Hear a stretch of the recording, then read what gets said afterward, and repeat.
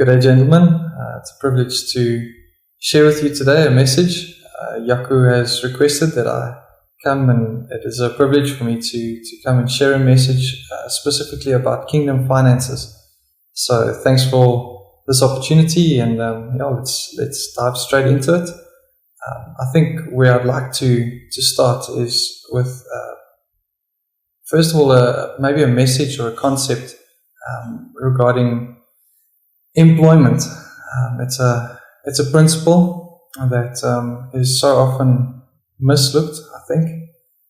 And to quote a friend of mine who often speaks of, there's a difference between being employed and being deployed. So just to clarify that, employment has a lot to do with having a contract and making sure that I do the due diligence for that contract, and that then earns me the right to my salary.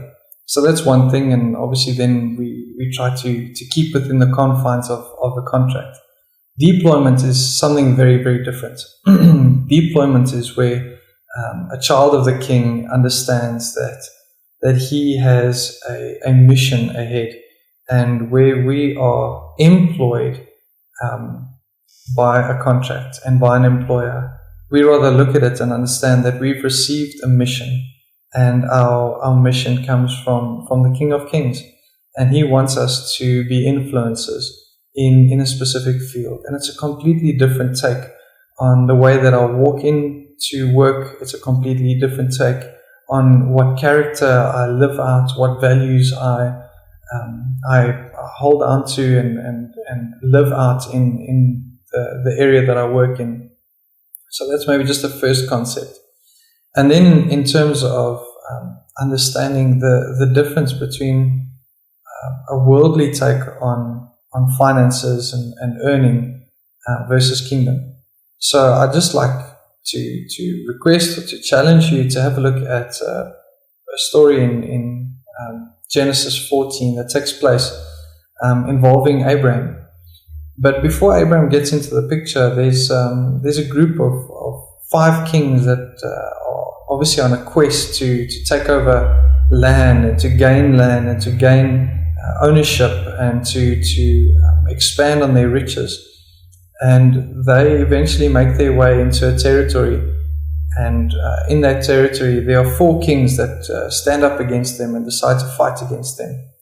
Now, amongst those 4 kings that decide to fight and to defend their territory and their ownership, amongst those 4 kings, there's the king of Sodom, and there's the king of another city called Gomorrah. And these cities were well known for just idolatry and adultery and sins that we would probably look upon and frown upon, but it was common practice. And in any case, these 4 kings decided to wage war and to withstand the power of the 5 kings. And the whole battle was about claiming ground and expanding territory, and it was all about ownership and what I can have and what I can have more of. And in amongst that was also the people of these cities. Each king was a king over a city. You see, people in cities were also items to be owned. And so the 4 kings that went to battle ended up losing the battle. And the 5 kings that had entered into the land to take over this land, they gained victory, and so they took the people of the city, and they took the riches of the city, the gold, the silver, they took the cattle as their spoils of war. And obviously they'd gained riches out of that. And so they were returning to their kingdom and their territories where they'd come from victorious. But amongst the slaves or the people from the city that had been claimed was Lot and his family. And Lot was the cousin of Abraham. And so a messenger comes, and Abraham comes to hear that his cousin Lot has been taken as a slave. And so, interestingly enough, Abraham goes to the people living near him and with him, not direct relatives, but people from the area, people that had climbed out of the system, the slave system of the surrounding areas, the system that these kings were fighting for. And these people had joined themselves to Abraham, and they'd become part of his house. They'd become almost like sons and daughters. And it says specifically in Genesis 14 that in Abraham's house, he had 300 men that he had trained. And amongst other things that he trained them in, he trained them for warfare.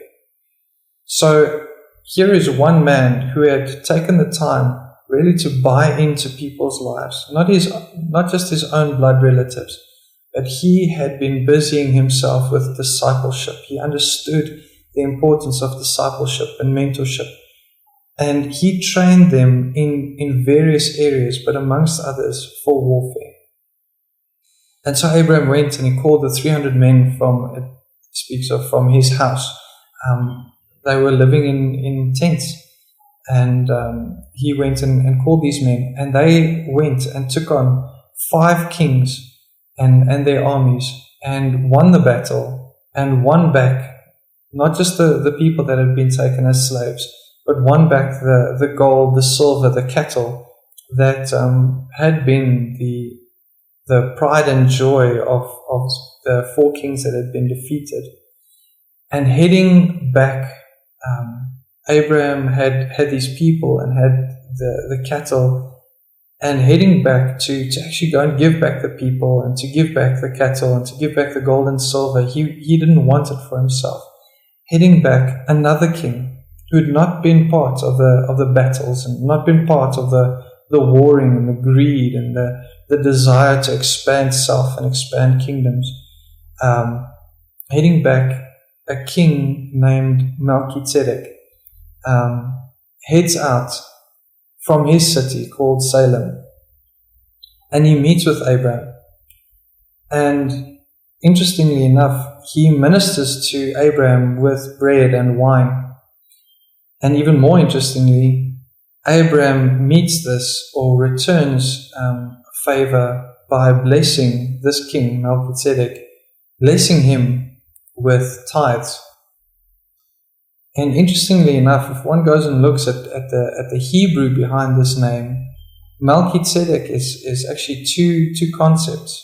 Melchi comes from Melech, which means king, and Tzedek comes from the word Tzadok, which means righteousness. So Melchizedek actually means king of righteousness, or Tzadak or Tzadok can actually be related directly to priestliness or priesthood, which would then once again relate to king and priest.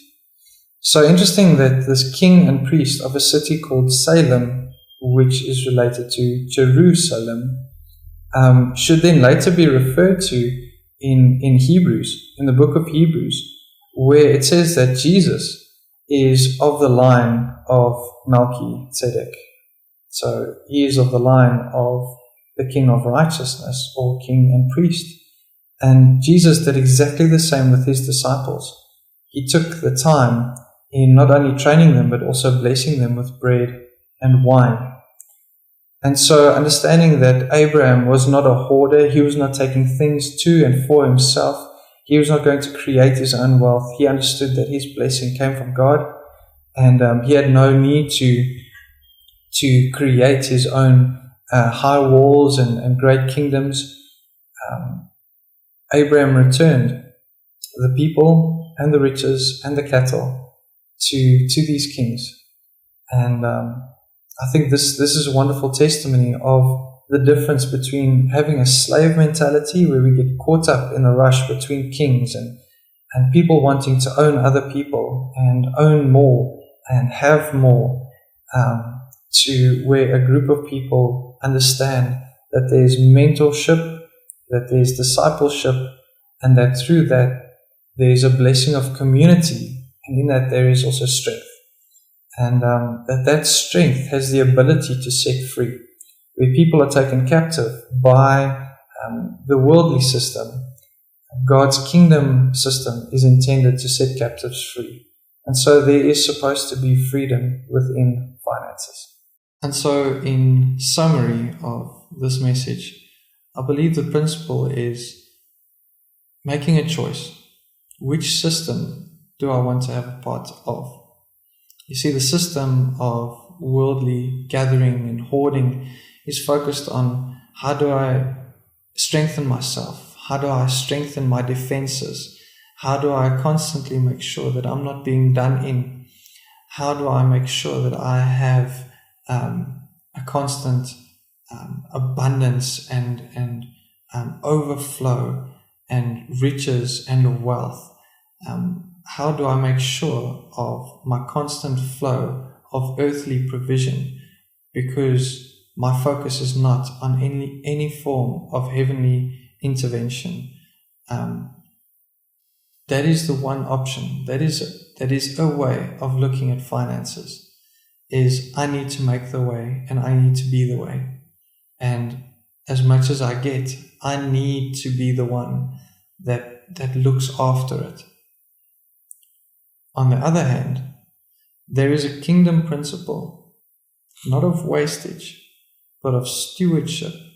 But that stewardship is part of a role that affects a community, where it's not a city of people enslaved, but it's a community of people who have bought in to a God-given vision. It's a community of people who are set free so that they can serve the one true King of Kings. And so how we approach using finances, how we approach looking at finances has a lot to do with how we perceive it. So may you experience God's freedom. Freedom in finances, freedom in the way that you look at managing it. And may you experience His peace as He uses you as an instrument, as He did Abraham. May He meet with you and guide you in how to apply these principles in contributing to change in community. Be blessed.